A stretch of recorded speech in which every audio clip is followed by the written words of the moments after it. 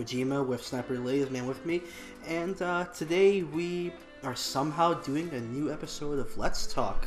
It's been how long now? Yeah, a year, roughly. A year? Yeah, it's been a little over a year.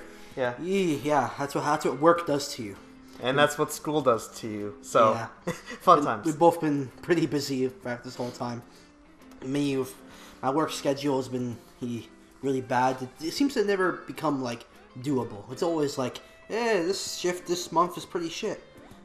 Then it gets worse, and then it becomes okay, and then it becomes bad again. I'm like, well, when am I gonna have time to finally sit down, my old bud, and we can actually do something together?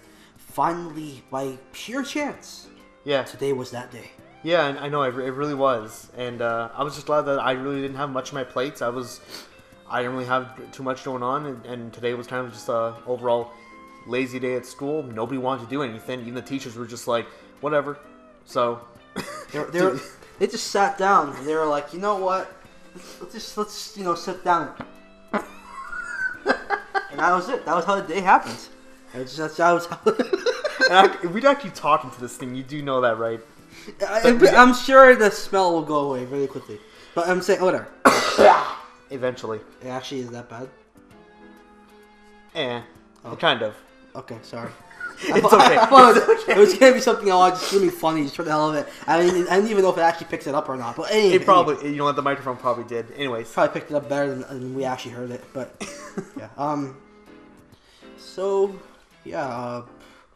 The one thing that is kind of nice about us not doing this for so long is that so many things happened throughout this year of time. Mm-hmm. One thing for sure, I now have a new channel because my old one, because of you wonderful people, seem to have had the bright idea of completely not getting the joke of this whole, or even getting the message of the last episode. Which now I have to, because it's how I have to like point it out in like layman, like on a chalkboard, like a retard. I have to speak to you like children.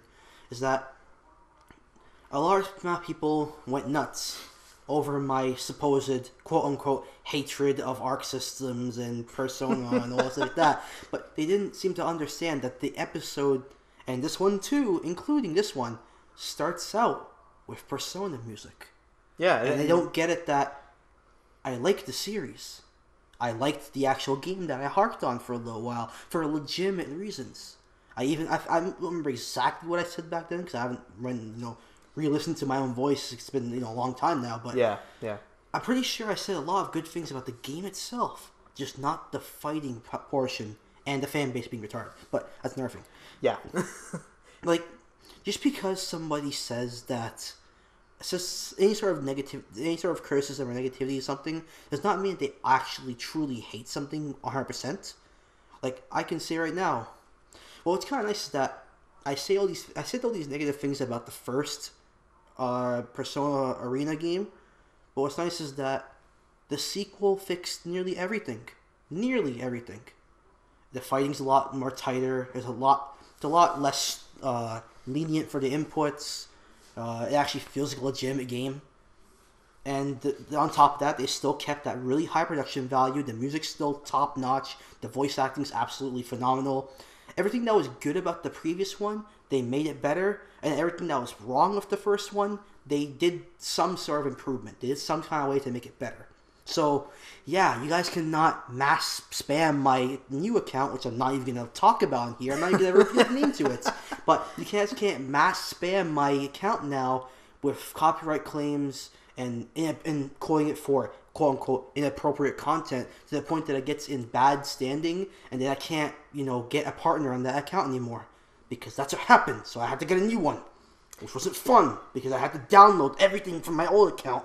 Because, I made the bright idea of never actually keeping backups because I'm smart like that. Yeah.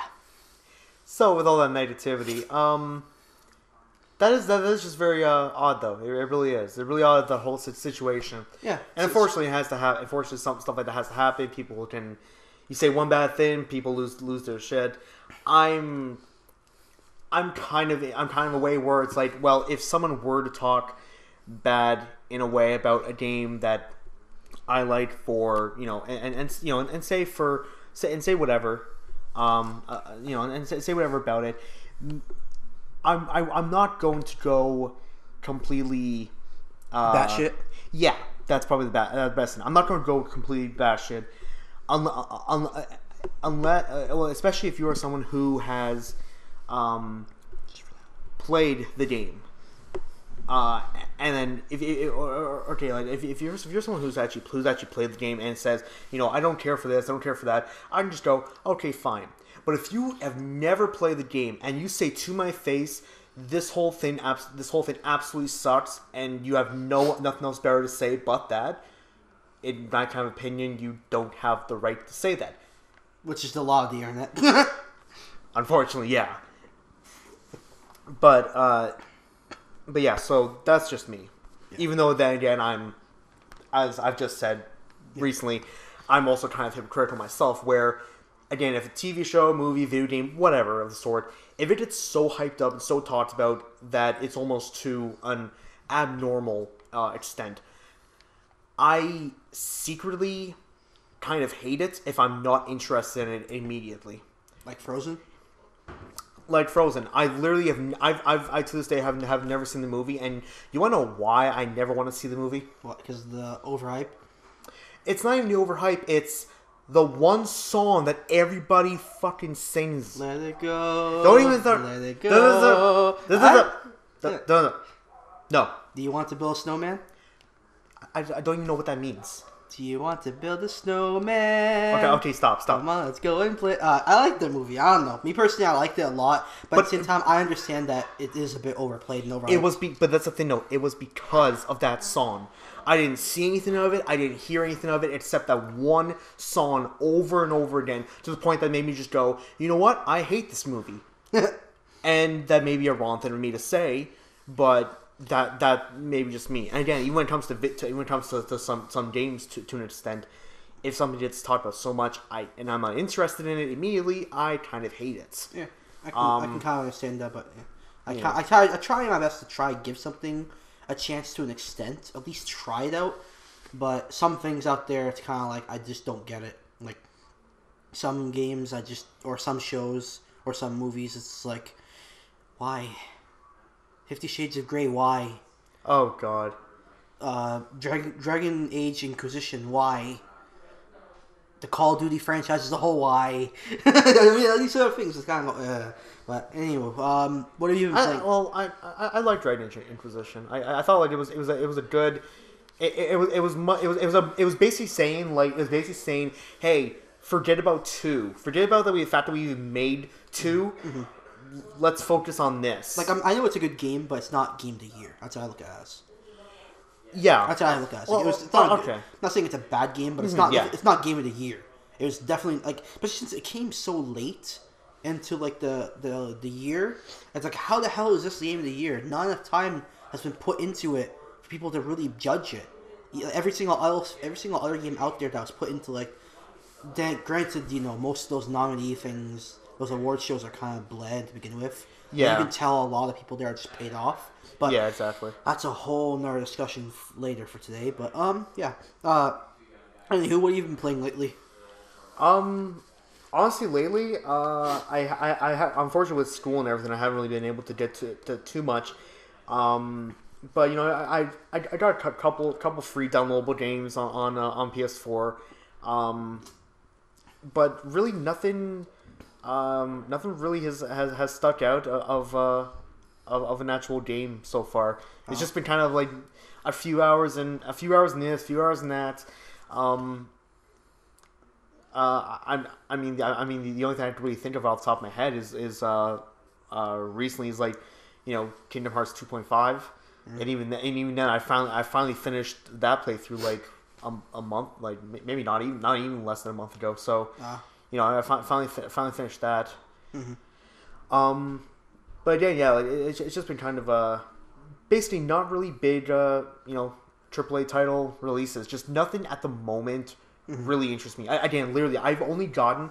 I asked for a PS4. I only got a PS4. I'm not even kidding. For really probably only 2, maybe 3 games. Mm-hmm. whenever Kingdom Hearts 3 comes out, or sorry, let me correct myself. Whenever Final Fantasy 15 gets finished, so then Kingdom Hearts 3 can get finished up. Yeah. Whenever the hell that would happen. Just finish it already. So just finish Final Fantasy 15 and just get Kingdom Hearts 3 done. We just need it now. Yeah. Whenever the next Sly Cooper game comes out, especially since the whole thing about the actual developer of the last game, who basically said, you know what, everyone, we're not going to make a sequel, even though we obviously made a teaser at the end of the last game saying there will be a fifth one. And do you know, my friend, what that developer went on to make next? Was it Sonic Boom? It was in fact Sonic Boom. The same developer of Sly 4 said, fuck the next game, let's go make Sonic Boom.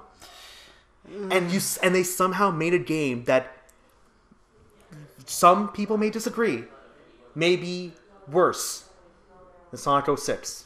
I think it's way worse. From the little bit I played, it's definitely worse than Sonic 06. Because if Sonic 06 is that, like, it was bad, but it was, like, entertainingly bad, Sonic Boom is just bad. In every possible way. I will say this, though, from the little I've seen, the cartoon's actually pretty good. I actually really like the style of it, and changing up some of the characters, whether or not it's a good or bad thing. Yeah.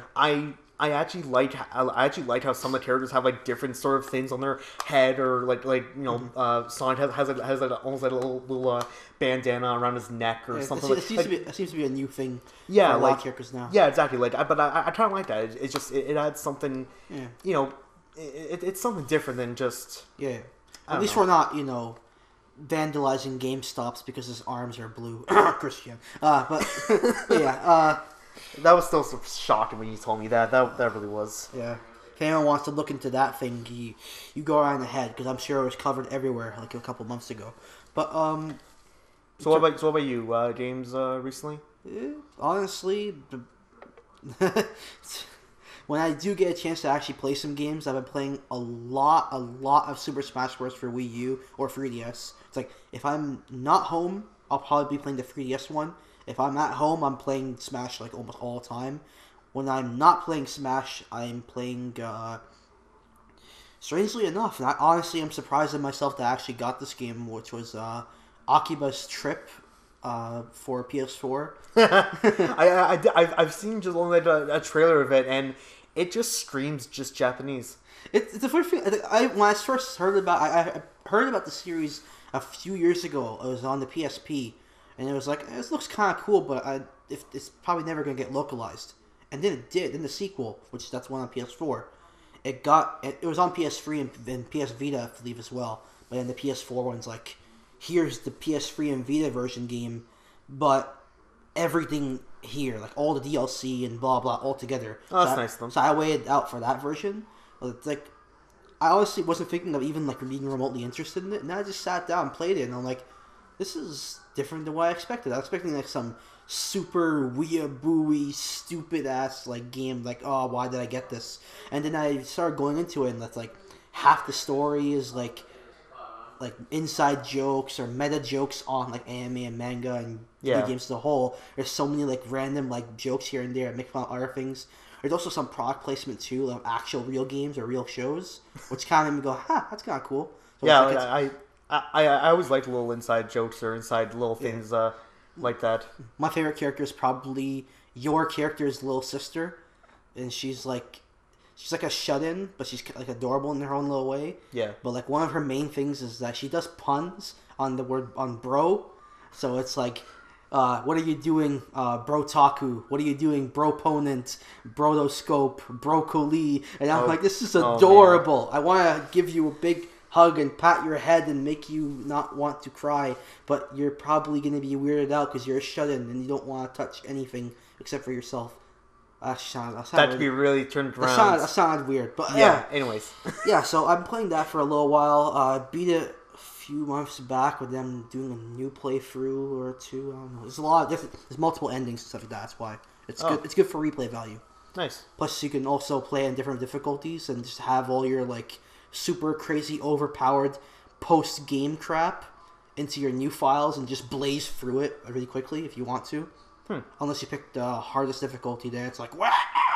Yeah, that was my mistake, picking hard mode on my first play, because the game calls certain like difficulty settings as like not hard or easy or whatever. It calls it as like casual, gamer or something like that. And I'm like, I'm not casual, I'm a gamer. I picked that, and I got my ass kicked. And I'm like, well, I made a mistake. Yeah. So I'm playing some of that. Ever since recently, for those who are in the know, Gateway did like a recent patch thingy bobber for their Gateway 3DS flashcards, and it works on like certain firmwares like 9.2 and lower. This is all like really crazy out left field stuff for a lot of you, but whatever. It's like a way so you can basically download free games and play games from other regions around the world. So now the 3DS can actually be like region free. Okay. So that's what I think is really cool. So I got that, and now there's so many games that I wanted to play before on the 3DS that now I can. Like Geist Crusher, which is like Monster Hunter mixed with Phantasy Star, mixed with Mega Man Star Force all together. And it's like really cool, but it's like kind of weird at the same time. It kind of sucks that like half the game I can't really play it because like the game was designed to use like actual real toys and real like attachments and peripherals, but because I don't have them, so it's like it's a little bit harder for me to play now. But it's a really good game. I've been playing a lot of currently some Majora's Mask 3D because they just released that recently. Yeah, it's pretty good actually. I was a big fan of the original Majora's Mask, but at the same time, it's like I always thought to myself, like if they ever made a remake, they have to change a lot of things to make it a little bit more like intuitive for people to play, especially in regards to like, because when you start playing it, you're gonna be playing for a long time on the original, because you can't save it unless in certain points, unless you want to. It's just the way how it saved the data was kind of weird, but with the remake, they fixed that problem, so you can have short bursts of playthroughs and not feel like you're gonna ruin yourself, or you're not gonna like mess up your progress, because you can. When you save, it doesn't either go all the way back to the first day, or when you go to those little owl statue save points, it forces you to go back to the title screen. Now it's like you can go to them, activate it, save, and then continue. So if you fucked up, you can actually load back from the owl statue right away. You don't lose the owl statue save. Oh, that's good. That's actually weird that it would be in the original. Yeah, the original Majora's Mask was really weird. Like it's a cult classic, and I understand it's a really great game, but there were some things that like it just made no sense for them to do. And by like for a company like Nintendo is always about like making things, if it can be like harder, or if it can be like hard, taken into a hardcore standpoint, they still make it somewhat accessible enough that everyone can still play it. Majora's Mask was like, it felt like it was tailored only for the hardcore, and from the stuff they did, from like a accessibility or an engine or mechanic standpoint. But it is still a great game. It definitely, in the remake, I can't go back to the original, honestly, personally. There's so many things they fixed or altered that it's like I can't go back. You're probably now going to like an angry group of people outside your home, in the next week, just from like the slight negativity. For what? Saying anything the smallest little bit of bad about Majora's Mask. You're probably going to get that a few people be like, you suck.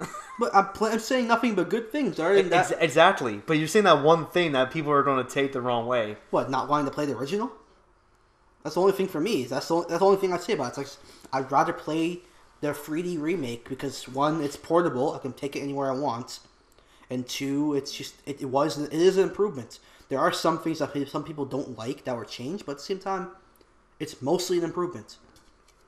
But as for other things I've been playing, I've been playing a lot of Dare Life 5. There's a new version that came out for PS4 and stuff called Last Round. Still rocking that Akira, even though he got nerfed again for the third time in a row. Hey, thanks, Tecmo, way to make a guy really want to keep playing your game. But yeah, I play that every now and then. I got into, kind of late, but I don't care, whatever. It's going to be out obsolete in like 5 months, whatever. Guilty Gear Xrd for PS4. I got into that one because it was on sale for PSN for like $20. Like, as a $60 game, I would never have bought it. Never, because like I already know for a fact that like it's incomplete. They sold it basically incomplete. But I know for a fact that they're gonna sell us like another disc, like I don't know, Guilty Gear Xrd sign.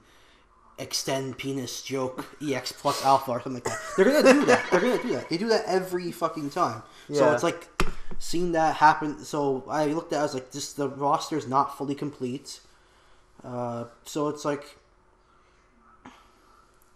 so I saw it was just $20. So it's like, fuck it, I'll get it. So yeah, I'm using mainly Chip, the ninja dude, because Bang. I'll use Bang and BlazBlue, so I'll use Chip again like I did back in the day. But, I don't know.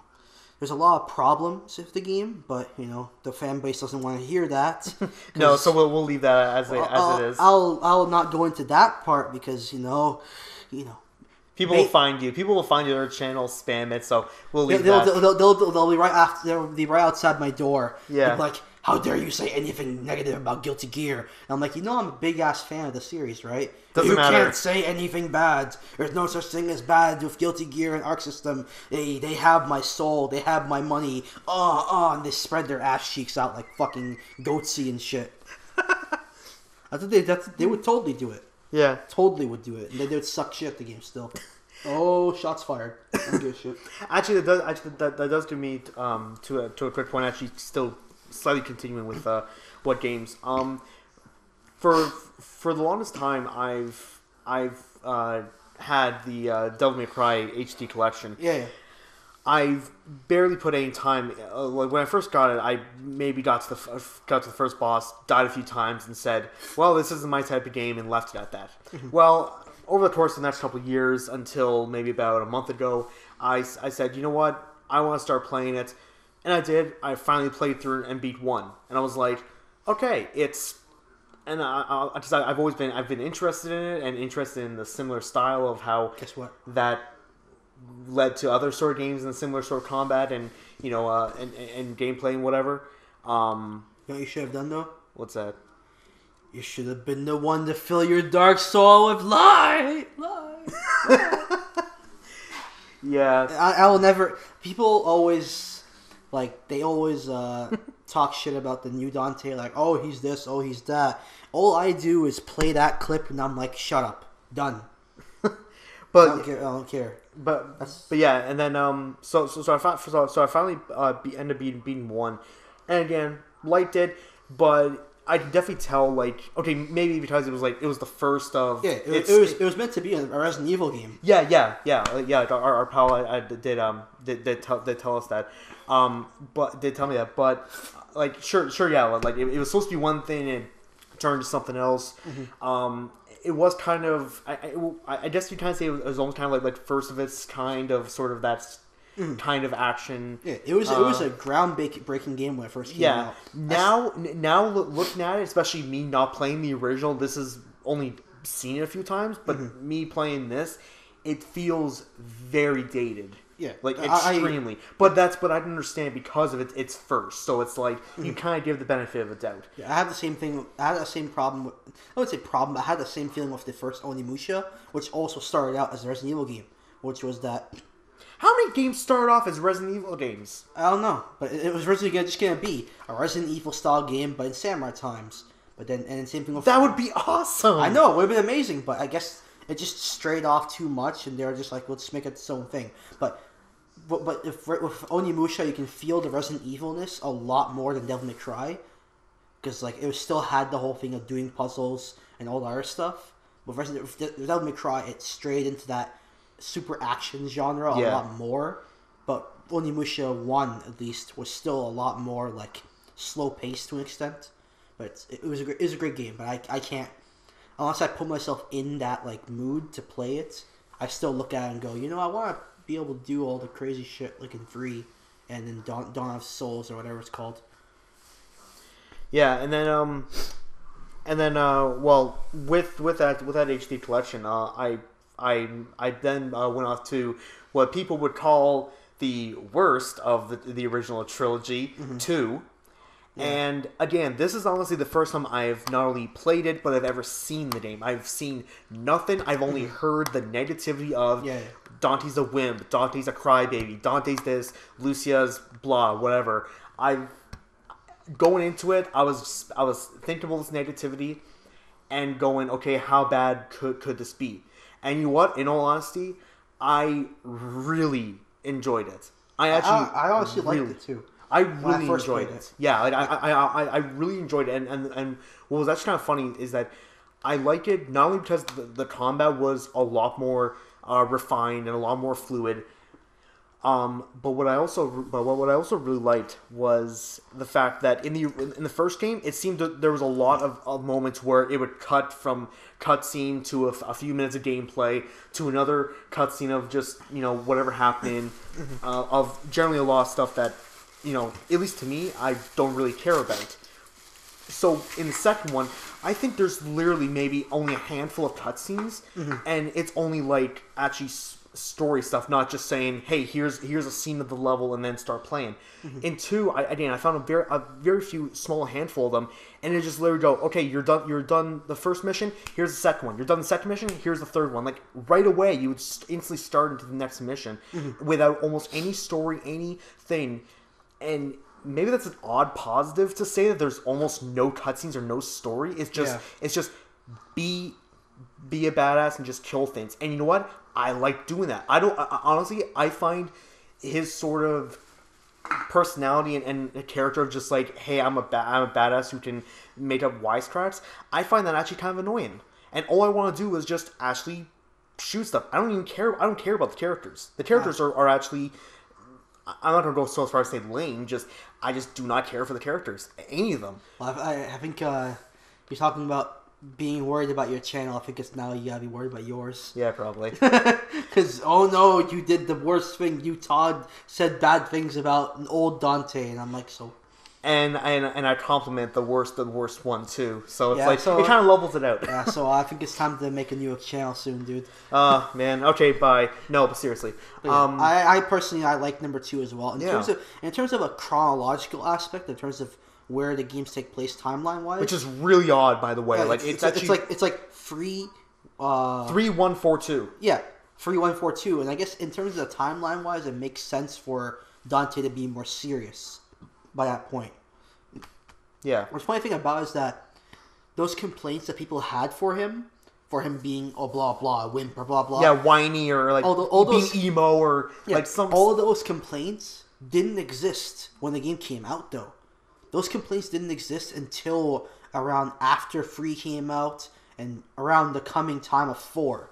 That's when people started saying this stuff. Much like how the opposite sense, which was like, well, I like to call the quote, I call it vindicated by history, where things that people hated in the past now love, which the best example I can think of that comes up to my head immediately, which is Legend of Zelda Wind Waker, which everybody hated.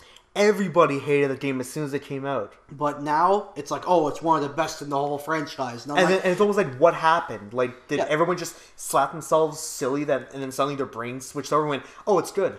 Like, yeah, everybody hated it because of its visual style, because it was easier, because of this, because of the seed. It looks so beautiful. I love the style of it. Then again, like I love just cell shaded things like that. So like Sly Cooper, Borderlands. I love the style of just cell shaded stuff. I thought the game was phenomenal when it first came out. It was one of my favorites, but my only thing with the game was it was a little bit too easy. That's my only thing because I come from playing like the original ones where especially Legend of Zelda 1 and 2, where like they didn't care. They killed you. They didn't care. Especially number 2. Number 2 was balls to the wall. I probably would have liked. Well, again, I didn't come from me. I have to this day. Just because mainly, it's not that I haven't wanted to. I've just never had the opportunity. Mm-hmm. I've literally never played a single Legend of Zelda game except either Oracle Seasons or Oracle of Ages. Those are good ones. Oh, no, and Four Swords, duh. Four Swords.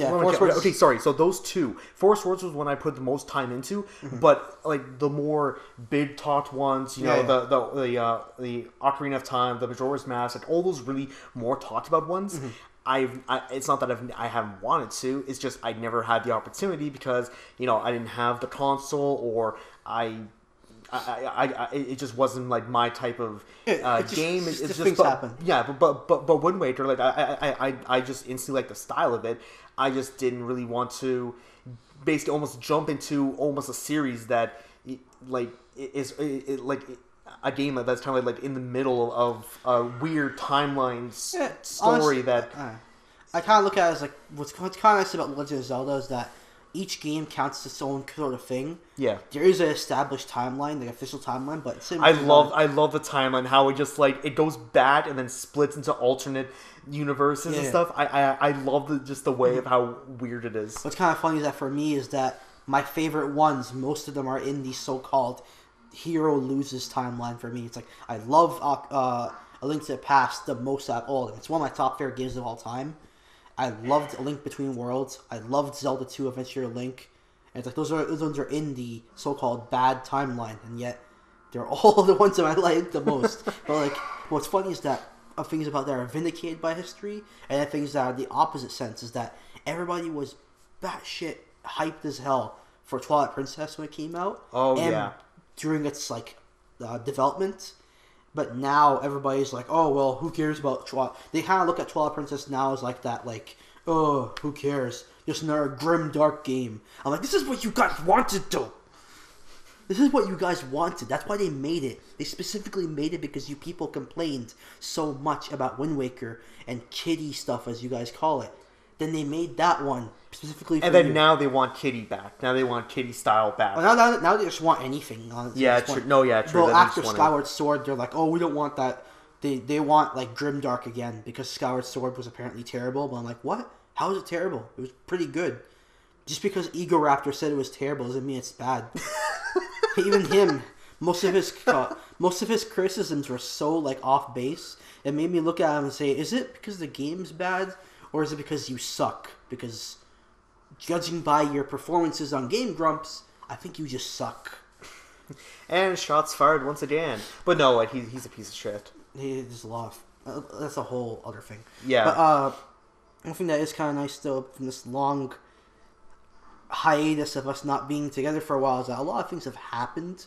One thing in particular is that AAA has really shown itself to be kind of not good, especially when it comes to multi-platform third-party titles. Yeah. Yeah, like what's kind of the first one that comes to your mind when that this kind of subject kind of gets brought about? Like when it comes to like really bad stuff. Kind of, but just like like how AAA has kind of lost its kind of way of. There's almost too many examples to give off. Like, but like the first like the newest one, kind of off top of your head. Probably things like Assassin's Creed Unity, The Order 1886 or whatever it's called. Yeah. I personally don't like zombie games anymore at all, so Dying Light goes into that category for me. Evolve is like disgusting to me. Yeah, and I found that game really interesting. The fact that it's like, okay, you give us $70, we'll give you basically half a game. Less. It's just all online. Not even half. You don't even get half the game for the basic version of the game. You don't even get half the game actually. You get like a third of the game. Well, that is true because I heard it is heavily microtransactions. The thing that's nice, like the game's like full of microtransactions, full of DLC. A lot of it is cosmetic, to be honest, like skins and stuff like that. Yeah. But at the same time, it's like that's the main thing they're pushing. When they're like, oh, get this thing and get that and get this thing too. And it's like it's a lot of it is cosmetic stuff. But it's like, why would you do that? You have not even just getting the normal version of the game. It's like you get a normal version, then if you pre-order, you get this thing, or if you get I'm honestly going by the top of my head. I don't have all the exact information with me because it's not worth my time. But it's like there's like 2 or 3 season passes for it. I think it was 2. There's like a hunter season pass which is all about the hunter people, and then there's a monster season pass, which both of them are like $20-$30 each. Oh my god! And then they all both have their own special DLCs for each of them, and some of them actually have DLCs for the opposite side. Like the hunter one has some stuff for the monsters, and the monster one has some for the hunter. And even then, even if you get the season pass, there's still some other DLC out there that you can't get unless you pre-ordered it or download a certain version from certain retailers or pre-order. I hate that when it's like get DLC from if you buy from Best Buy or by GameStop. I hate that shit. I hate that stuff too. It's just like a piece of armor or a new weapon. It's like. But why split it up? Even if it's just these little tiny bite-sized chunks, why split it up into that if it's just for a weapon? Just give me the game. Yeah. Like to me personally, like I understand why they do exclusive like retail stuff for certain things. I just hate how it's done, especially when a lot of times for these retail exclusive things, a lot of these games out there from AAA standpoint, they will make that thing exclusive for that retailer. And then they won't make it available for people to just buy it normally. Yeah, that's stupid. Until like they'll either never make it possible at all to just buy it yourself. Like let's say for example, I'll just throw names here. Let's say let's say a Soul Calibur had a new Soul Calibur game right now, and they made like EB Games or GameStop. You get Indiana Jones. I'll just say the random names here. You get Indiana Jones from there. But if you buy it from Best Buy or from Target, you get fucking Roxas. Just throw some words. If obviously everyone's gonna get the Roxas version. If they can have Ezio in Soul Calibur, they can have Roxas. Yeah, so anything could happen at this point. That's what I'm just saying. Anything weird. Yeah. So let's say Best Buy has Roxas, EB Games, GameStop has Indiana Jones, Target has Elsa. I don't know. Let's say Amazon.com pre-orders get you what's this? Chester Cheetah, whatever. I'm just imagining Elsa and Chester Cheetah now in the Soul Calibur version game just starting fighting each other now. I know. That's what I'm imagining. That would be amazing, actually. I'm actually. Hey, Namco Bandai, I know you guys haven't made a Soul Calibur game since let's act like Lost Swords and Souls. I think it's called Broken Soul or whatever. That mobile game, whatever. Let's act like those things don't exist. So, you guys haven't made a new one since 5, and let's try to act like 5 never happened too, because it was garbage. But, let's say, so, it's been a while now. Make Soul Calibur 6, and all these ideas I'm saying right now, let's do it for real, but let's not do the exclusive retailer thing. Let's just make it actually in the game. Just unlock them right off the bat. Whatever. So, imagine they did something like this. So, yeah. But, AAA developers, especially Western developers, they'll do these exclusive things, but they won't make you be able to buy those exclusive things separately, like for like $2, $3 or $5 or whatever.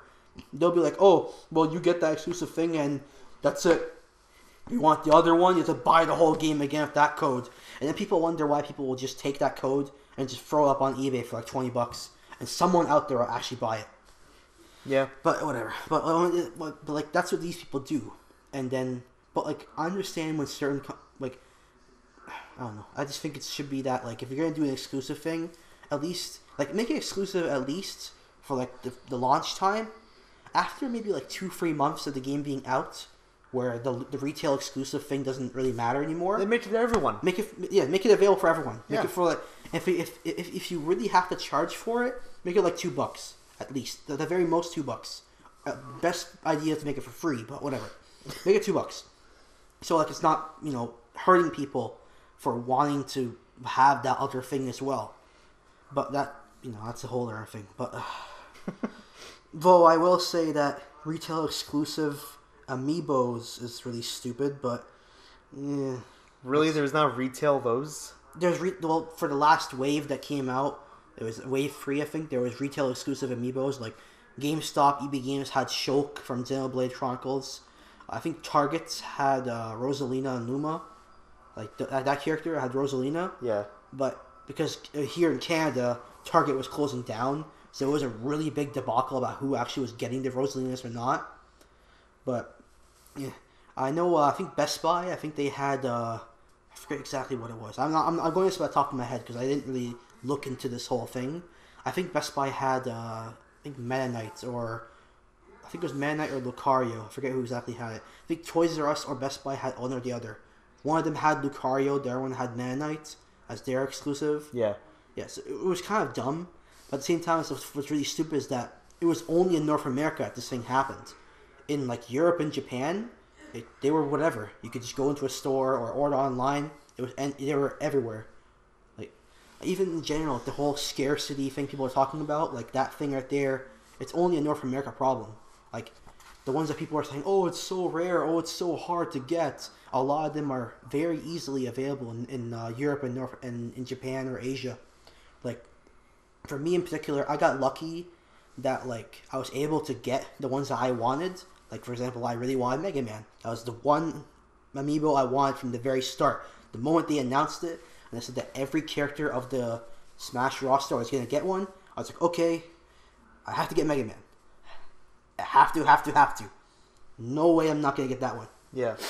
So things happened, and it made it kind of a hassle to get one, but I ended up still getting one in the end, so that's all that matters. But I did also end up picking up Samus as well, because I'm not going to, ignore my waifu.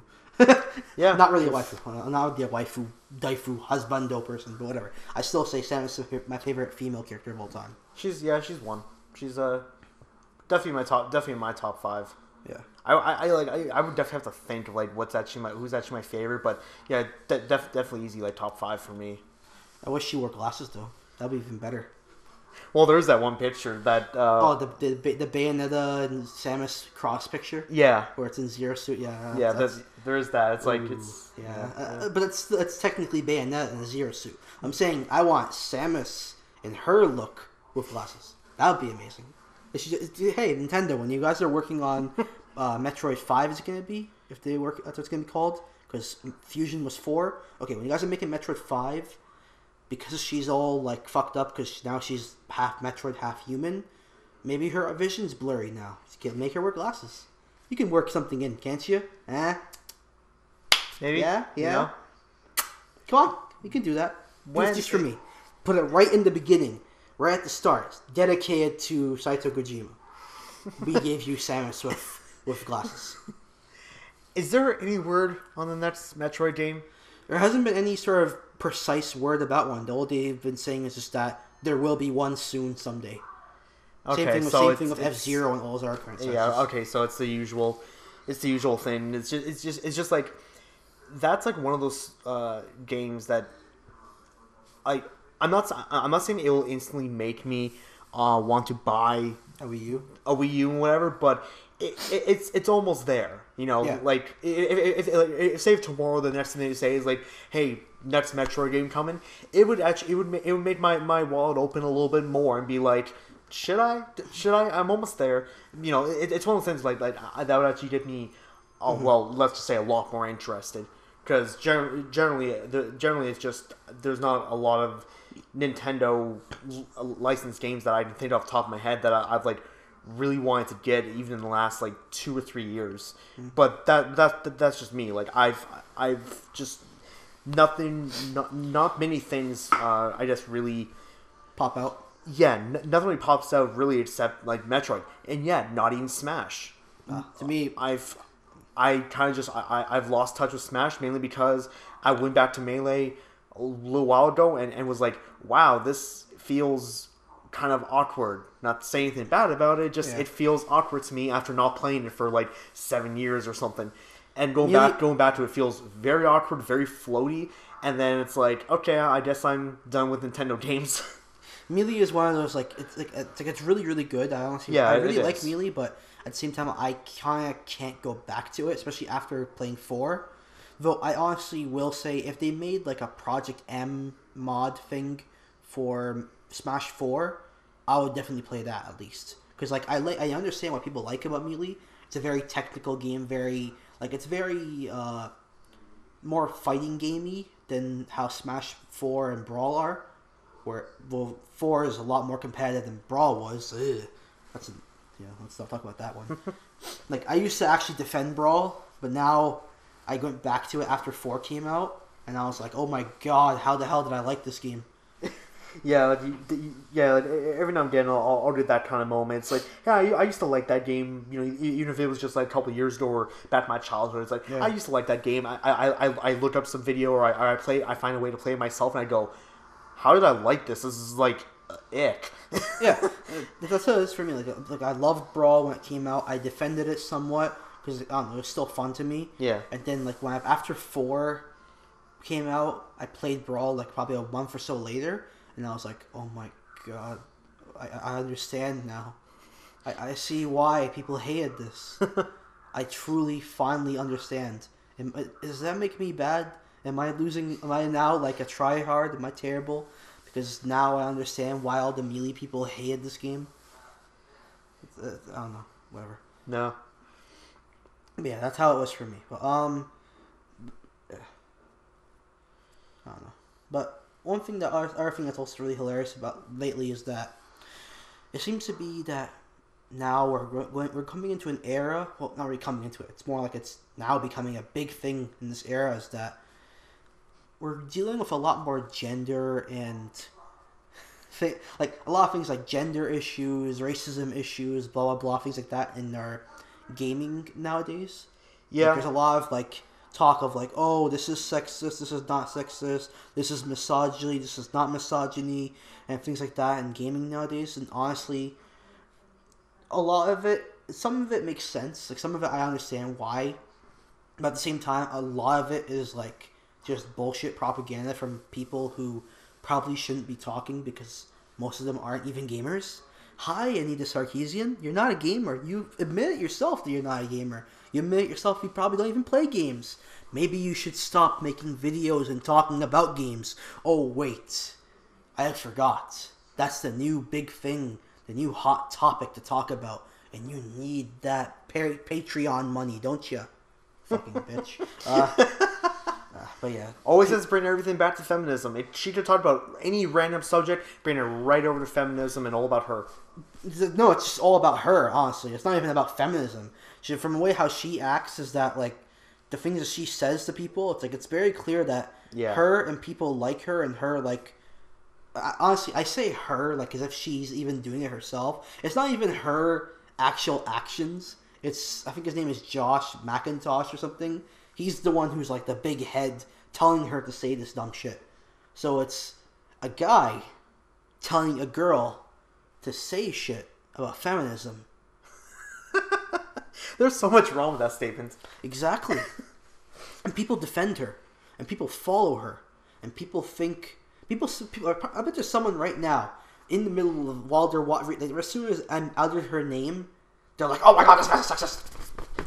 They're probably like going nuts right now. Like, oh my god, this guy's immediately comment about it. Immediately, oh, this guy's sexist. Oh, this guy's misogynistic. And I'm like, oh my god, these people don't know anything.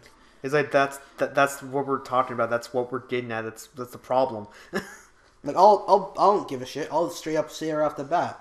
Like I'm sure it's now like a taboo thing to say, but fuck you. I'm Gamergate for sure. I'm definitely on the pro side for that.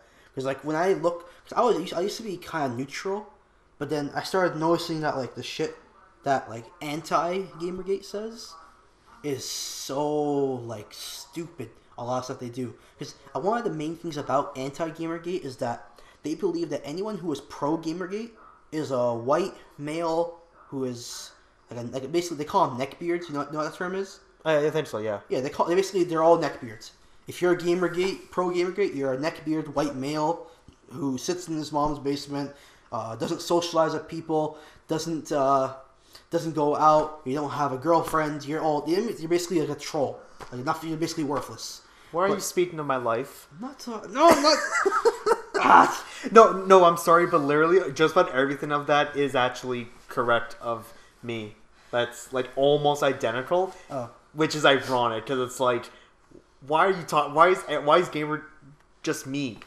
I'm not. I didn't mean that. I know. But it's just funny that you got brought up that way. Anyways, that's just the kind of things to say. That's what they say. That's what they say. All male all the people who are members of Gamergate or people who are pro Gamergate, or if they use the hashtag #NotYourShield, which is it's a hashtag for like we're not the like for people who like Kotaku and all these really stupid websites out there that push these like racial or gender topics at people for like their own gain, really.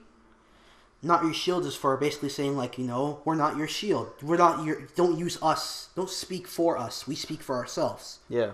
But people like Aeneas Sarkeesian, like Tim Schafer, and Poor Tim. that guy can go kill himself. I don't give a fuck. after Brutal Legend and how shit that was, it's like, and then all the other stuff he did, like not even counting the stuff he's doing against Gamergate, just him himself, like the Broken Sword. I think it's Broken Sword or Broken Age. It was a game on Kickstarter where he released it like half finished, and then never finished it, and then just walked away with the money and acts like we're the problem. Like, yeah, and like apparently like he is gonna go back to it or something. I don't know. I highly doubt it. The guy can go kill himself. But like I remember when he was pushing Brutal Legend, and I thought the game was okay until the fucking RTS stuff started happening. Like, the game itself as a hack and slash was like, oh, it's pretty cool, open world hack and slash game, I'm liking this. And then it turned into a goddamn RTS. And out of nowhere. And I'm like, oh, well, what the hell happened? So, like, fine. So that happened. I'm sorry about that, we just had some technical difficulties, but... Anyway, so what were we saying about the RTS stuff in Brutal Legend? Yeah, so let's just go right back into it. Yeah. So it's like, the game itself was advertised, like, from all the trailers and blah, blah, about being, like, more or less, like, heavy metal Psychonauts in a way. It was like a... not really a platformer, but an adventure game, but it had, like, a metal feel to it. And it looked really nice. I was really interested, and it grabbed me, and I got it. And then when I played it, and I was like, oh, it's pretty fun. Then it switched into that RTS mode, and I'm like, this is not what I wanted. The fuck? You bait and switch stuff like this? Like, what the hell? And then that happened, and I was kind of burned from that game. I never touched anything else from Tim Schafer at that point onwards. But then, as I started looking into the other games that he's been doing now, I'm like, so, you're a piece of shit? Okay, that's good. I don't have to buy your shit. And then he started doing the stuff with Anti-Gamergate, and I'm like, well, so you're basically saying that you don't like money. Basically. Good. I don't have to give you any more. I will also one day, if I can, take a crap on one of your games and then send it to you as a Twitter picture. But at first I'd have to get a Twitter account first. I'm not going to ever get one. But, so it's like... So people like him and Aeneas Sarkeesian, and there are people who are part of like Anti-Gamergate, you could say, which is a lot of the media, like a lot of the games and media out there. Yeah. A lot of things they like to say is that people who are pro are what I described earlier. You're saying they're neckbeard white males who can't get a girl. All these really like stereotypical nerd shit, which is really stupid to say when the people that they're saying this to are gamers. So you're talking shit about your own demographic that you're trying to get your money from and get your ads from, and all your, you know, you're talking shit to your own demographic and acting all surprised when your own demographic hates your guts. But what the thing that's stupid about them is that they're basically saying that women, that people of different of visible or non-visible minorities don't exist. They're saying that if you're gay, you don't exist. If you're a lesbian, you don't exist. You're all just sock puppet accounts. You're all alternate accounts, made up people who these white males made up just so they can say that these people are part of Gamergate. That's what they say. They want, and then one of the things they like to be is like, oh, we won't believe that. Like, say if a girl says that they're like, if a woman or a girl says, oh, I'm pro Gamergate, I don't agree with your stuff. They're like, oh, you have to show us ID and pictures and all this stuff to prove that you are real. But we can say all this dumb shit, no problem. You can't dare question our authority. And I'm like, you don't have authority to begin with. But it's like, there's a lot of stuff these people don't understand. But the thing that I find really stupid is that some of the people who are against Gamergate, like the people, not like the regular people, not the big name whatevers who are like saying all the bullshit. The people who are just like regular people like me and you or whatever, who follow against it. A lot of people like to call them SJWs or social justice warriors. They don't seem to get it that the people that they are defending also, by the way, say you don't exist. Because to them, women don't exist. to their eyes, minorities don't exist. If you're black, you don't exist. If you're Asian, you don't exist. If you're Mexican, you don't exist. Did they say you don't exist? That you imagine how that would feel. Like that's not something like. It's worse. Like the thing that's even worse is that first they say you don't exist, then they say you're too stupid to be able to come up with your own opinions. That's a new thing they've been doing recently. Like they say that they're too stupid to come up with their own thing. But of course. And then now they're like, oh, we'll speak for you. That's what they do. They had this person. Now they're doing like articles and shit where they try to speak like, oh, we're speaking on their behalf or on their perspective. I'm like, you don't know anything about how our lives are like. You don't know anything at all.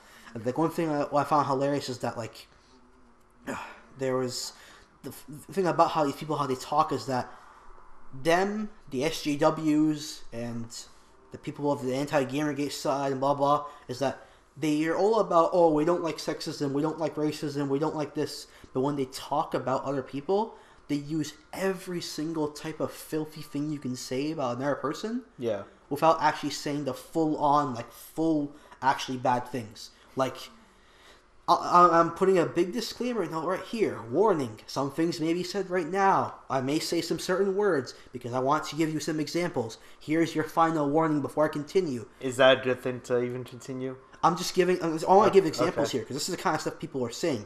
Like people like, those people like Brianna Wu and all stuff like that. That's another person from Anti-Gamergate. She's a retard. Completely retard. But whatever. I can't believe this person actually thinks she has some authority I can't believe she's able to be on a computer. But whatever. So like, these people say things, they'll say terms like people of color or Uncle Toms and things like that to talk about black people. But like, that's really racist shit. They basically say everything they can say around.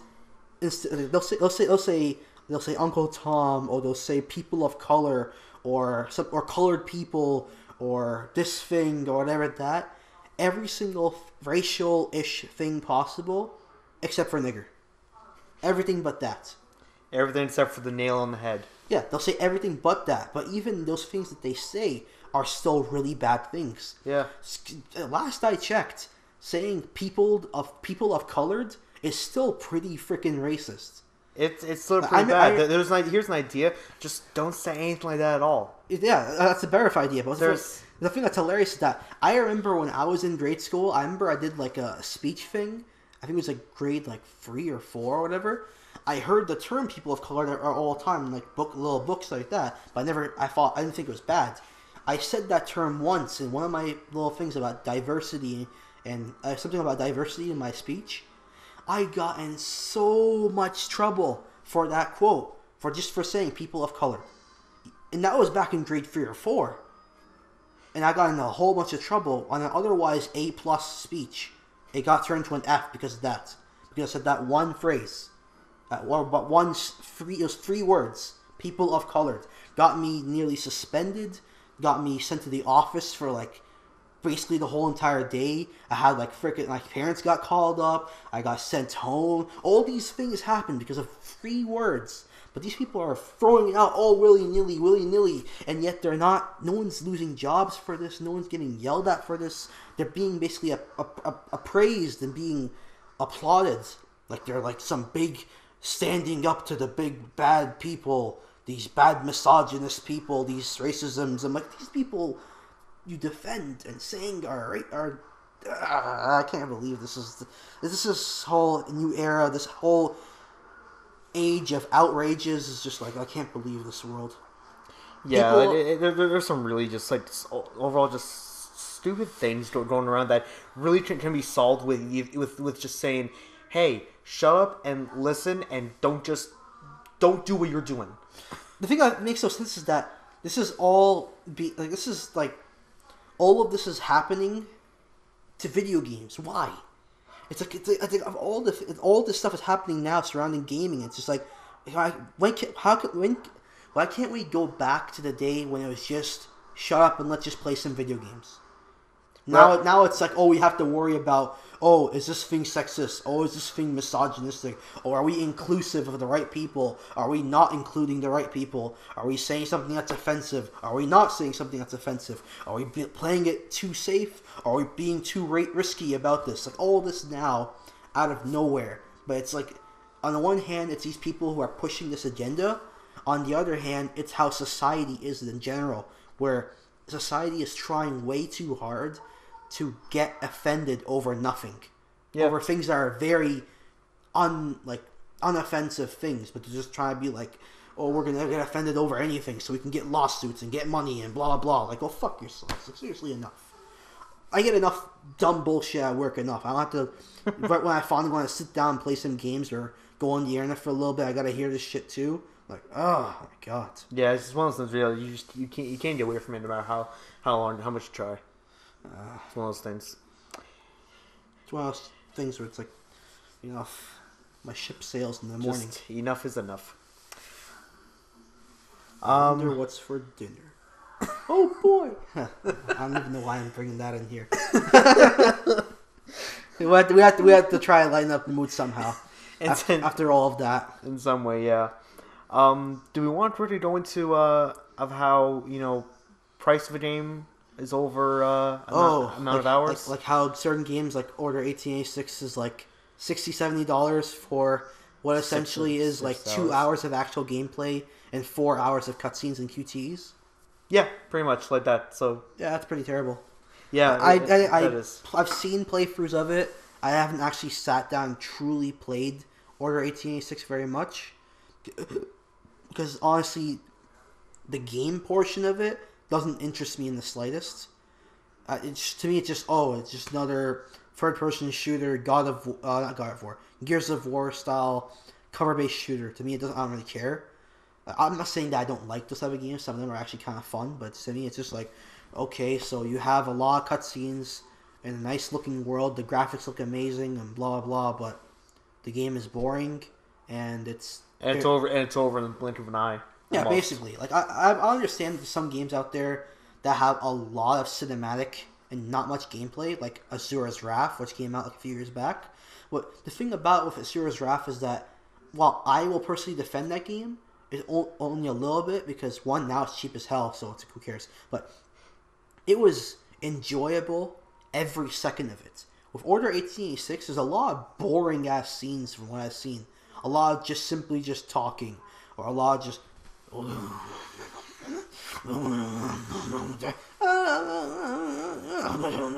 It just to me it wasn't a very like compelling thing. While if Asura's Wrath, it's not like every second is enjoyable. It has so much high octane action, so much emotion, so much like it's a beautiful game. Too, if you can call it that. I honestly don't even call it a game. I basically call it a playable anime. Or whenever I talk about people are saying like, "Oh, I'm gonna go play this thing," I say, "Oh, I'm gonna go watch Asura's Wrath." That's what I say. That's what it feels more like. To me, I jokingly like to say it's the best anime to come out in years. That's what I jokingly say. Yeah. People say like, "Oh, it was the anime of the year." I don't know what came out that year. Actually, honestly, let's throw in some random names. What fucking came out that time? Actually, what was that, like 4 or 5 years? 4 years ago? Something like 3-4 years ago. Yeah. What came out that time? Sword Art Online, maybe. Oh God, that came out back then. I think it's like 2011. Okay. No. Wait, no. That came out 2012. 2011. Was it 2011 that? I think so. Yeah. Okay. 2011. I think was something like the only thing that pops in my head is Future Diary.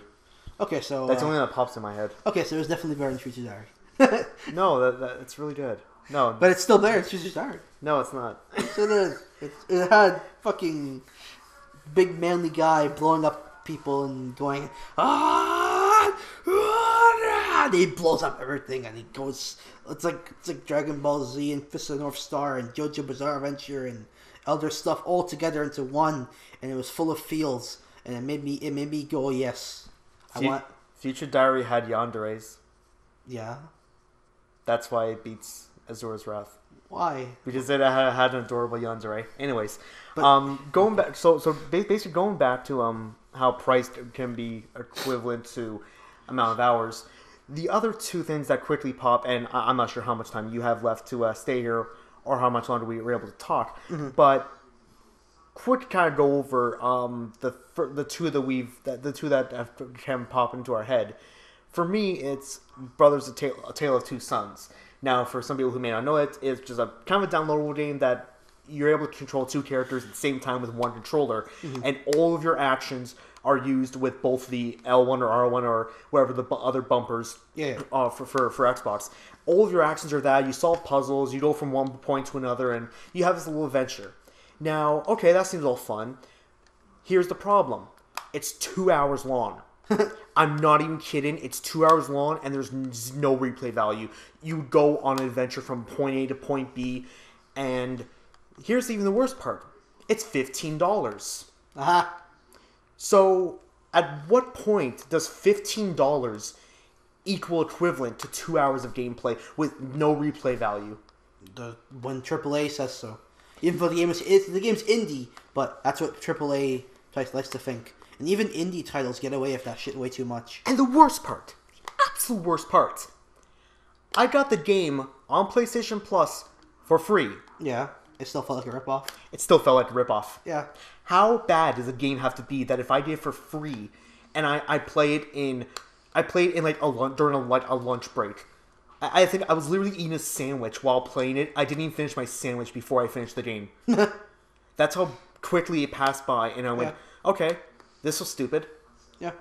Definitely. One other example that comes to my mind recently was Metal Gear Solid Ground Zeroes, that's for sure. Yeah. Which, when it launched out... Oh, wait, actually, by the way, your channel's gone again. Yeah. The second time your channel's going to be gone now. But, oh, man. It came out... It retailed at like $30, $40, I believe. I think the PS3 version was probably $30-something, but I know that the PS4 and the Xbox One, whatever versions, were like $40, I think. Yeah, they usually have to have $10 difference from last gen to this gen kind of stuff. And that game can be, on your first playthrough, if you're like decent at video games, you can beat it within like an hour. And then there's like, I think you get like maybe an hour more of content from the side mission stuff that you unlock afterwards. There's like 6 or so side missions. And they're all really short. Yeah. You can beat them even quicker than that. But what's even wild is like, this is $40 for a roughly 1.5 hour game that barely... The funny thing about it is that I say 1 or 1 hour gameplay, but the thing about it is that most of that time is the cutscenes. Yeah. Most of your time in that 1 hour or so of gameplay was the cutscene. The beginning one and then the last one of the game. It's like, what, why? And yet people defend this very much. Very regularly. Like, religiously defend that game. When it came out, all the way till now. They're like, oh, how dare you say that anything bad about this game. Hideo Kojima owns my soul. I'm going to spread my ass cheeks for him, too. Hideo Kojima is my god, you know. Hey, Hideo Kojima, how about you give us a new fucking Boktai or a new Zone of the Enders? Zone of the Enders, please! Oh, by the way, it reminds me, we should definitely get together one time. Do Zone of the Enders 2. Yes, we should. I really want to play that game. I've never played it myself. You have, right? I played it a long time ago. A long time ago. So. Hopefully I still know my tricks and stuff. Okay, so... Anyway, so that's in the future if we can get around to it. Yeah. Anyways, I'm sorry. Go on. Yeah, I would love to see them actually do something. I'm not saying that Ground Zeroes is bad. From the little bit that you can play, it was amazing. I can't wait for the new game now. I really, really can't wait for... But it's the fact that it's literally like about, what, 2.5 hours with doing everything. Like playing through that campaign demo, whatever, and doing all the side missions. It's roughly what, about 2 hours or so? Maybe 2 hours if you don't suck. It's that much for when it came out. $30 on PS3 and Xbox and 360, and then $40 for the new consoles. Yeah. Again, how does that even equal the amount? But what's funny about it is that even on its own thing, it's that you're paying money for a demo. A glorified demo. I think they could have taken that game and put it as a bundled thing with like Castlevania and Lords of Shadows 2. And they've done that in the past. Konami numerous times in the past have taken certain games and put it as like an included demo with another game. Like the original Zone of the Enders 1, it sold really well when it first came out. Why? Simply because of the fact that it bundled with the demo of Metal Gear Solid 2. That was the main reason why people even bought that game. They bought it just for that demo of Metal Gear Solid 2. It was like, oh my god, this is amazing. You played it a lot. And then they realized, oh wait, there's a game I bought too. And then they played Zone of the Enders 1. And were like, oh my god, this game was fantastic. And then they made a sequel and then nobody fucking bought it. And that's why we never got a new one. And then we got the HD collection that was also bundled, that had with a demo of Revengeance. It did? Yeah. Wow, so they did it again. So yeah, there you go. Yeah, they did it again. So yeah, once again, they did it again where they bundled a Metal Gear demo with something. They've done these things in the past. And the very unfortunate thing too is that because like Hideo Kojima I said himself that he wants to make his own The Enders 3, but this was around before when the HD collection came out. Mm-hmm. He would want to do it if the HD collection sold well. But of course, because nobody knows what the games are, it did kind of poorly. Yeah, it did poorly because they didn't promote it at all. That's the main reason why. Yeah, no promotion, and almost nobody knows the game because it's very underlooked. And the price point they put it at launch wasn't very nice. It was like, I think it was like $40-$50 for both of them. It was 40. Yeah, which isn't, to a lot of people for a collection game, that's too much. If it priced at like $20-something, people would have bought like crazy. Even just as like an impulse buy, they'd buy it. Almost every HD collection that's come out is $40, and I almost have just about every HD collection. I'm saying like most HD collections that come out, they have a lot more than just 2 games. Like I know of Kingdom Hearts, 2 games and then the cutscenes from 1 game. And even then, those 2 games are packed with content. Oh yeah, like those things alone by themselves are worth $40 for a remake. Mm-hmm. Let alone 2 things together plus whatever extras. But like, this is freaking. One thing that also really annoyed me is, I guess another reason that also went against Zone of the Enders HD collection was that their previous one, which was the Silent Hill collection, was absolutely terrible when it launched. Like it had terrible bugs, terrible mess ups, and then they're like, oh fuck it, we're not even gonna bother fixing the Xbox version. So it's like that right there made people go, okay, we're probably not going to buy the Zone of the Enders one because you guys fucked up Silent Hill, which is much bigger of a title, like much bigger name. They fucked that one up, so of course they're going to be like, I'm not going to get Zone of the Enders. And funny enough, they didn't. Yeah, from what I'm hearing, it's literally the exact same game. There's very few changes. In fact, there's almost no changes. It just looks a little bit better. Yeah, and the game already looked amazing, especially number 2. Number 2 to this day still looks phenomenal to my opinion. We gotta play that. Yeah, we definitely do.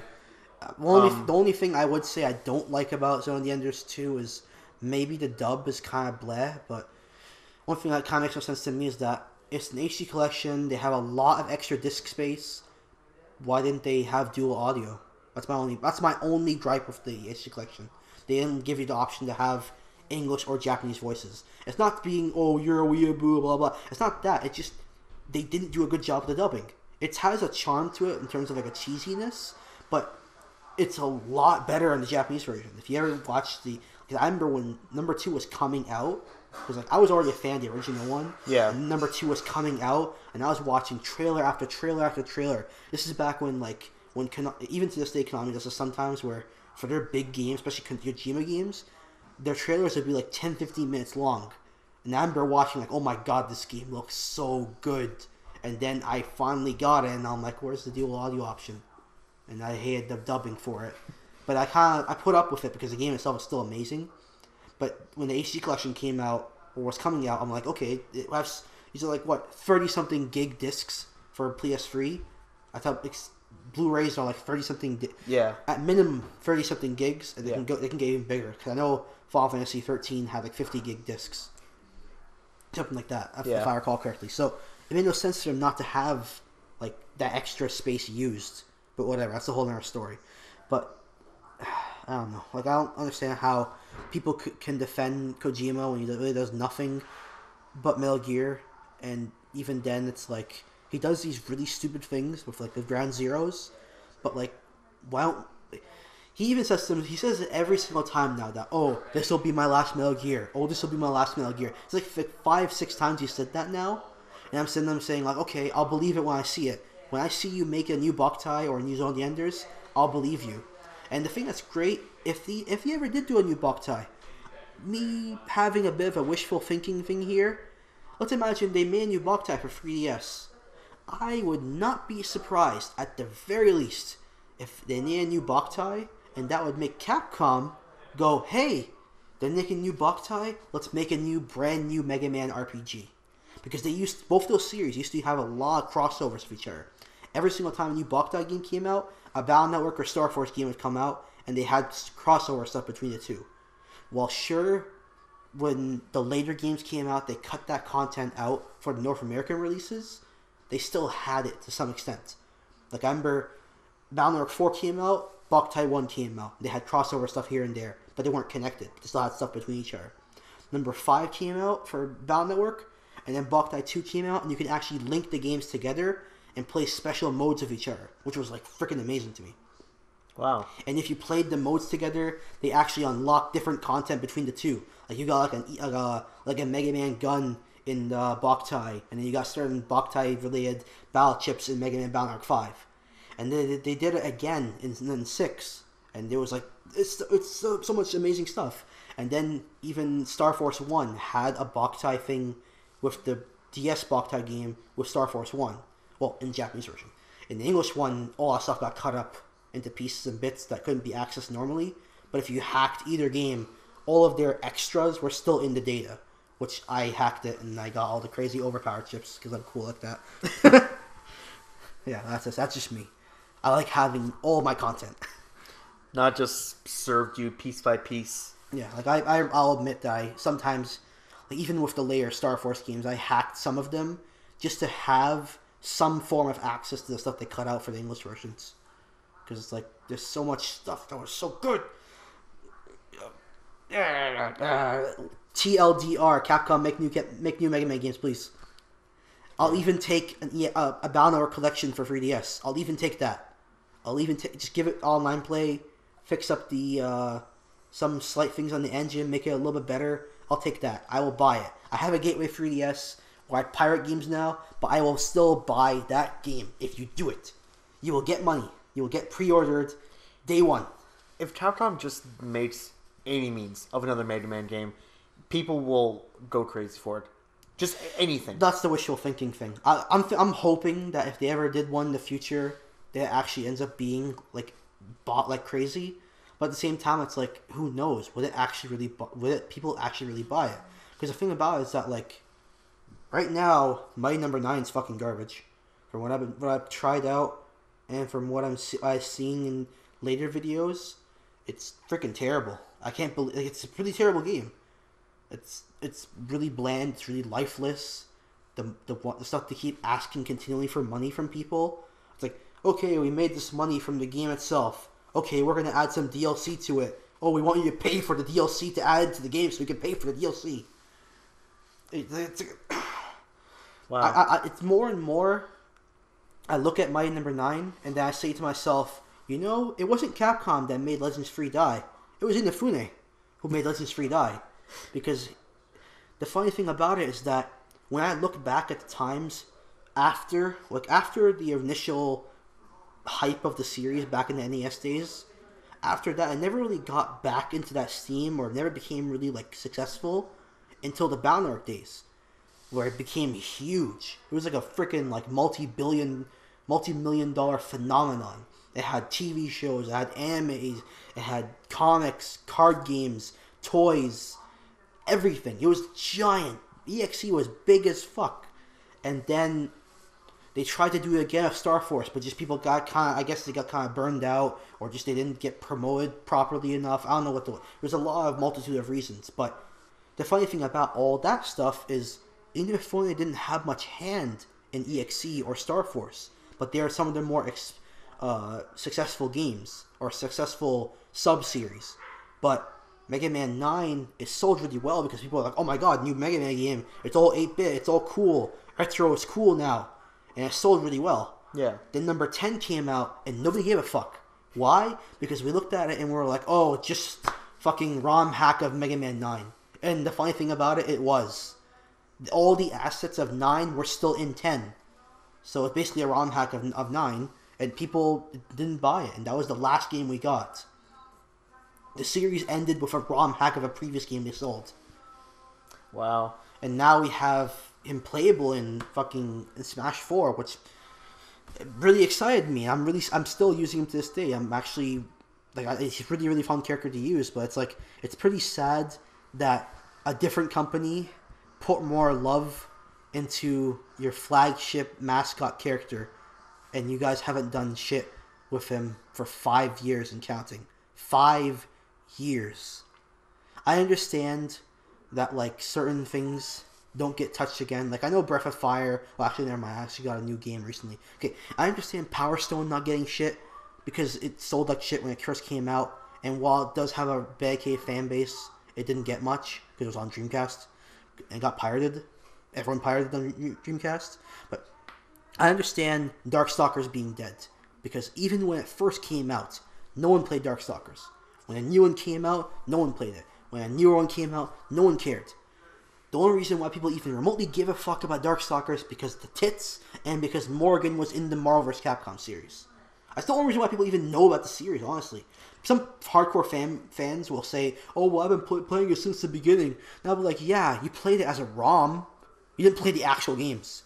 Some maybe, if let's say 100 people stood up and said, I played Darkstalkers back in the day, probably 5 of them actually played it on the arcades back in the day.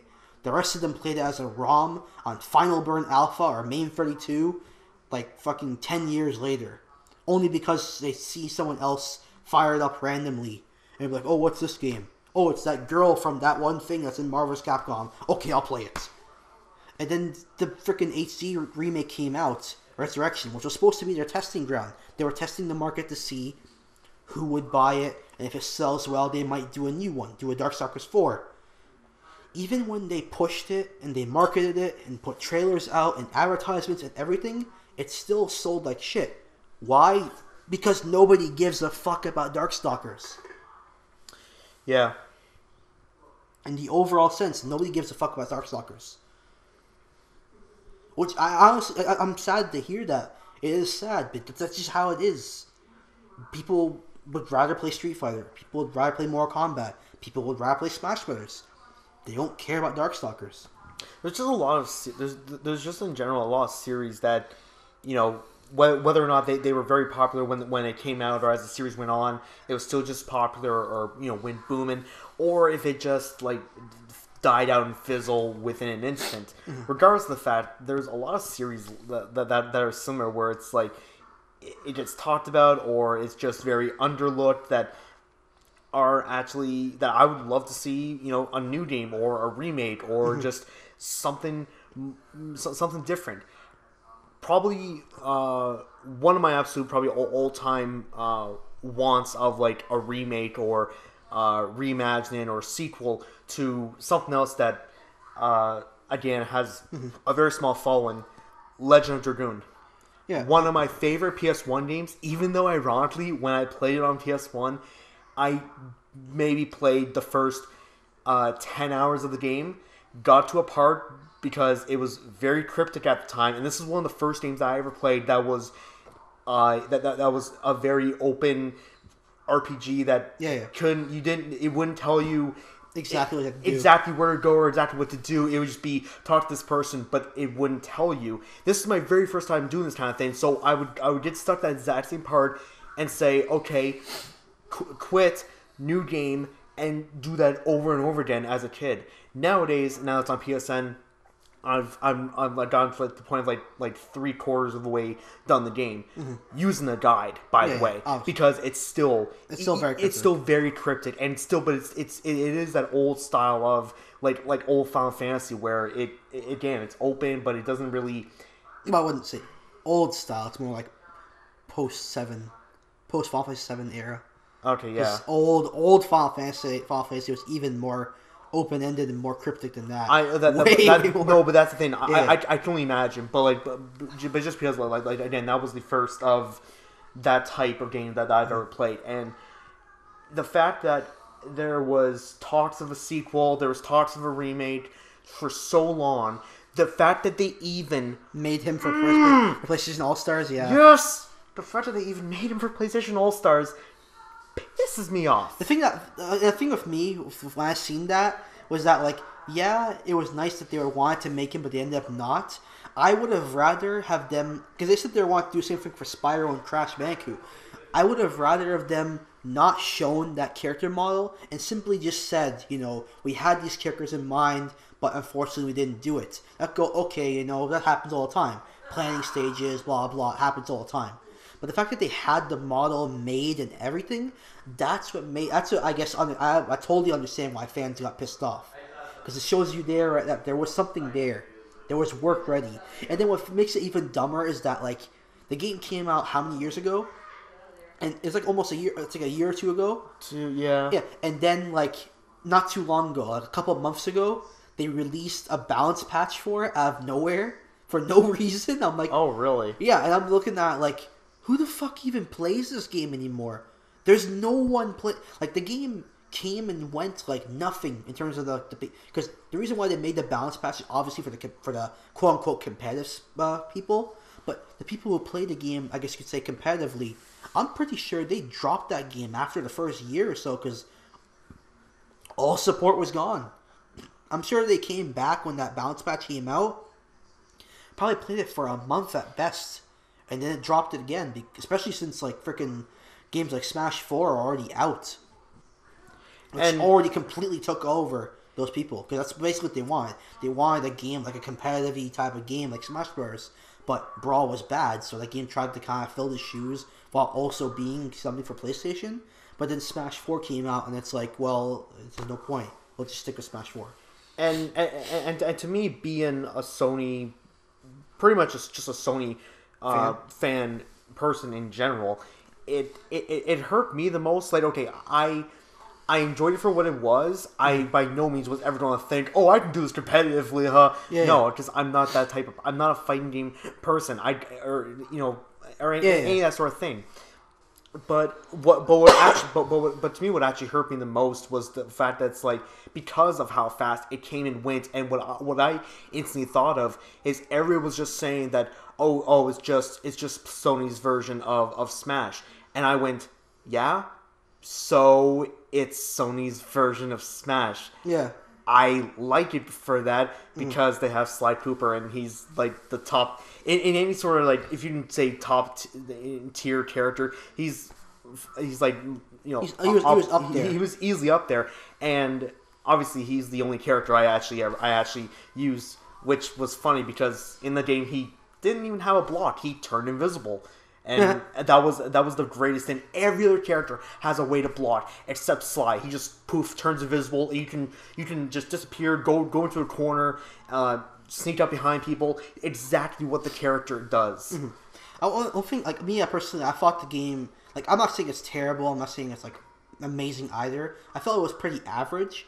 I feel like if they made a sequel, they probably would have fixed a lot of problems with it. Because to me, my biggest problem with that game was that, like, it had a lot of things going for it, but the whole, you know, supers only kill sort of thing was kind of blah, to my opinion. I like having a health bar. And I also kind of felt the game kind of lacked energy to me. It just felt really lifeless to me. Like, there wasn't much flash to it. It felt really like just, like, let's say Smash Bros. It's like, yeah! It's just so much hype when you're fighting. And that one just felt really... Especially the menus and the way how the HUD looked. It looked really lifeless. It looked like a game that, for the presentation aspect, it felt like they didn't finish it yet. Like it was an alpha build or a beta, and then, you know, the final version is going to look a lot flashier, a lot nicer to look at. To me, that's my only problem. But I think that, and it's a common criticism for the games, is that it didn't have much flash, or not too much, like, action or excitement to it.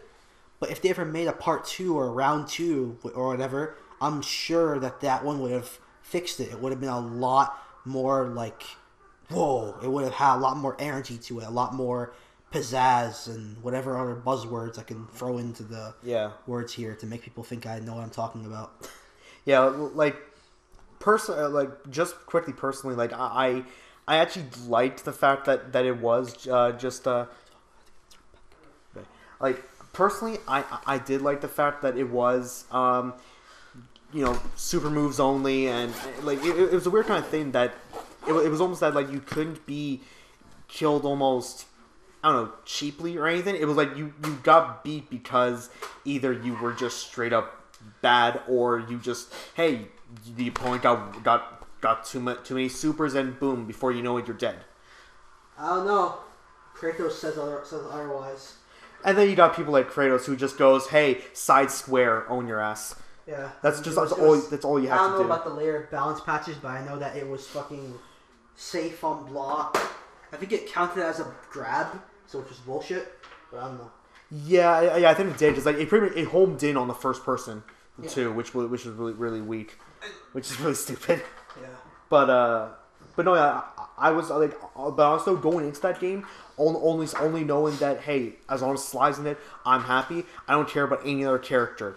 All other characters, in my opinion, can suck. I don't care as long as Sly was good, and I was happy. And then guess what? He was good, so I was happy. So just with that alone, I enjoyed it. But yeah, like it unfortunately died really quickly. Died really quickly. So yeah, I still really enjoyed it for what it was. Yeah, I wouldn't mind the sequel, but at the same time, I doubt they're gonna actually do it. Well, unfortunately, since a couple months after the game was released, the company went. I'm sure they could still get a sequel with a different company. They probably could if they actually cared. Or hey, just make a Legend of Dragoon 2. That too.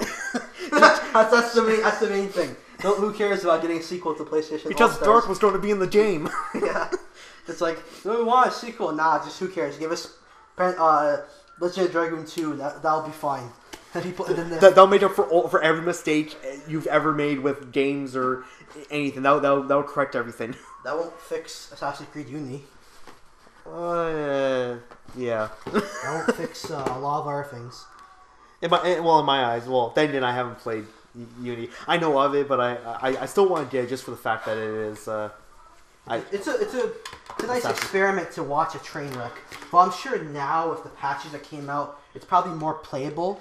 But at the same time, it's like apparently, yeah, with like the additional like 20 gigs of patches or something. Like I'm not even kidding. It's like a whole fucking new game. No, yeah, like literally, I saw somewhere that it's like almost 20 or I'm sure I have the number off by a bit, but it was like 20 gigs of additional updates. That's like a whole extra game. I just did that, but still. Yeah. Like if the game itself not that big, it's like something like 20 something gigs or 30 gigs. So when the whole fix patch is another 20 something gigs, and it's pretty big. You basically remade the whole game.